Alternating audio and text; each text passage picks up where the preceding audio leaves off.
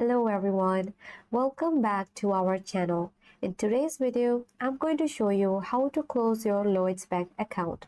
There are two main ways to do this. The first way is to simply log into your account and close it yourself.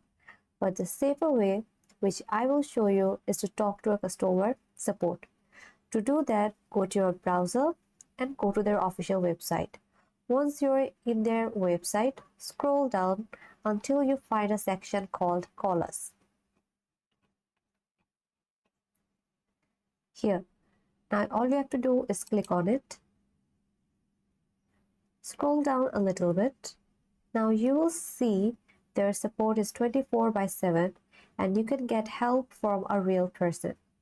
If you scroll down, you can also see frequently asked questions. So for now, I will scroll up and click on How to Messages. Here you can download their app, log in and chat with support. Remember, it is important to log in first.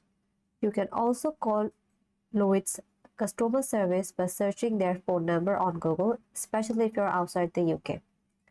Now for the second method, follow my instruction.